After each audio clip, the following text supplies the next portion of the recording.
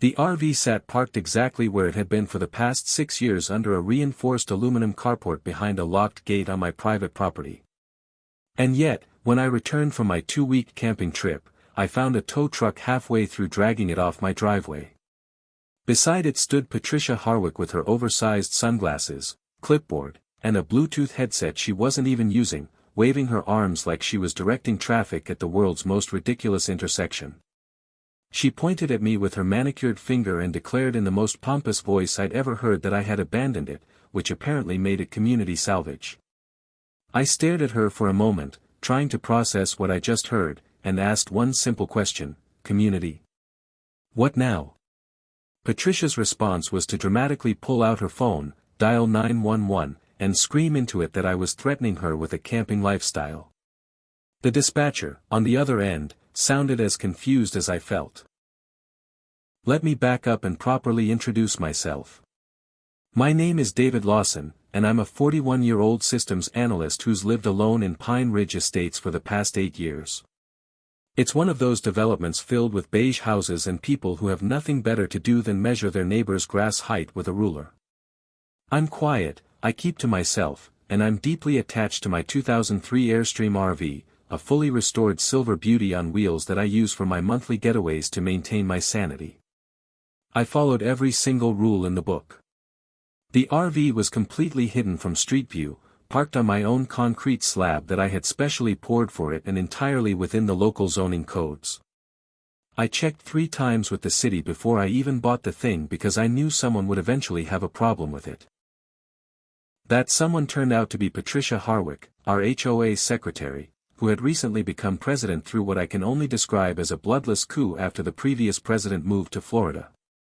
Patricia viewed my RV as what she called a mobile threat to property values and my independence as some kind of personal insult to her authority. This was the same woman who once wrote me a 9-page memo about how my mailbox was too emotionally rustic. She had tried multiple times to get me to remove the RV, but every time she brought it up, I simply showed her the bylaws that clearly stated vehicles parked on private property behind gates were not under HOA jurisdiction. While I was away on my trip to the Blue Ridge Mountains, Patricia had apparently launched what she probably called Operation Removal in her twisted mind. From what I later pieced together through security footage and witness statements, she had filed a complaint with the board claiming I had abandoned my property. She then lobbied the other board members during an emergency session that conveniently happened while I was gone to declare my RV a blight on the community. The real kicker was that she hired a tow company run by her cousin Randy, spelled with AY, as he insisted on telling everyone, to come remove it. She had taped a forged final notice on the RV window at 2:11 a.m., according to my security camera, and backdated it 3 weeks. The tow was scheduled for 8:30 a.m. sharp, which was supposed to be the day before I returned. Unfortunately for Patricia, I had decided to come back a day early because of weather concerns. So there I was, pulling into my driveway to find some guy in Crocs trying to winch my $30,000 restored RV onto a flatbed while Patricia stood there with her clipboard like she was supervising a military operation. I got out of my truck, walked over calmly, and asked Randy with AY why he was stealing my property. He looked confused and said Patricia had told him it was abandoned and that the HOA had authorized the removal. Patricia's face turned an interesting shade of purple when she saw me. She immediately started shouting about how I had violated HOA Covenant 17.3b regarding recreational vehicles and how she had sent multiple notices. I pulled out my phone and started recording her rant, which only made her angrier. That's when she called 911. Claiming I was threatening her by simply standing on my own property asking why someone was stealing my RV. The police arrived within 10 minutes, and I have to say they looked deeply amused by the whole situation. Officer Morrison, who I'd actually met before at a community event, took one look at the scene and asked Patricia to explain what was happening. She launched into this rehearsed speech about abandoned property and HOA regulations while waving her clipboard around like it was some kind of legal document from the Supreme Court. I waited patiently for her to finish, then handed Officer Morrison my phone, showing him the security footage from 2 weeks of Patricia sneaking onto my property at 2:00 in the morning to tape a notice on my RV. I also showed him my RV registration, my property deed with detailed easement rights, and screenshots of my HOA dues, all paid up to date.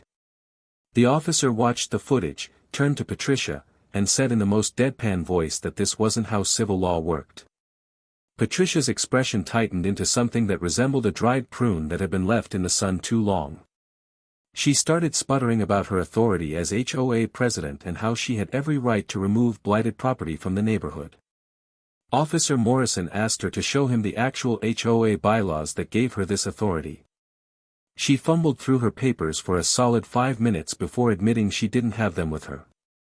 I happily pulled up the digital copy on my phone and showed the officer the exact section that stated only vehicles parked on the street or in public view were under HOA jurisdiction. Vehicles on private property behind gates or fences were explicitly excluded. Patricia had apparently interpreted this creatively by claiming that because she could see the top of my RV from her second-story bathroom window, if she stood on her tiptoes, it was technically in public view. Randy with AY had already started unhooking my RV from his truck, looking like he wanted to be anywhere but there. He mumbled something about not wanting any trouble and that Patricia had told him this was all legal and approved. Patricia tried to stop him, saying he had a contract, but Randy just shook his head and said contracts for illegal activity weren't enforceable, which made me wonder if this wasn't his first rodeo with Patricia's schemes. The next morning, I contacted a lawyer named Jennifer Frost, who specialized in HOA disputes and had a reputation for not taking any nonsense from power-hungry board members. Within a week, Patricia was hit with a cease and desist letter, a demand for restitution for attempted theft, and a formal ethics complaint filed with the HOA Oversight Committee. She also received a trespassing warning from the police department, which meant if she stepped foot on my property again, she'd be arrested. Patricia attempted to rally support at the next HOA board meeting, claiming I was a troublemaker who was destroying property values with my recreational lifestyle. It did not go well for her. Someone named Bradley Thompson actually live-streamed the whole thing on Facebook, and it went viral in our local community groups.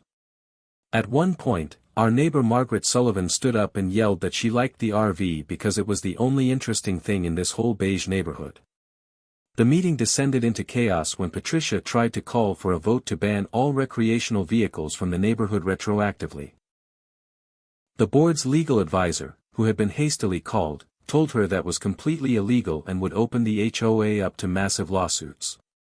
Someone in the back shouted that maybe they should vote to ban Patricia instead, which got a round of applause. I had brought cookies for everyone, which seemed to win me more support than Patricia's 5-page handout about property value degradation.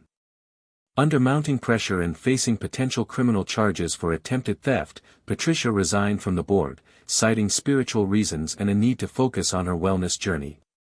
I proceeded with my civil suit against her for trespassing, defamation, and attempted property theft. My lawyer was particularly interested in the security footage of her forging documents and backdating notices, which he argued showed clear criminal intent. The court case was surprisingly quick. Patricia tried to argue that she was acting in the best interest of the community, but the judge pointed out that forging documents and attempting to steal someone's property wasn't covered under any interpretation of HOA authority. She tried to settle by offering me her collection of vintage commemorative plates from the Franklin Mint. I declined and insisted on monetary damages, which the court granted. The judge ordered Patricia to pay me $15,000 in damages plus my legal fees, which came to another $8,000. When the judgment was read, Patricia's face went white, and she actually gasped loud enough for the court reporter to note it in the transcript. She stammered something about this being a conspiracy against dedicated community leaders, but the judge told her to save it for her appeal if she chose to file one, which she never did because her lawyer probably told her she'd lose even worse.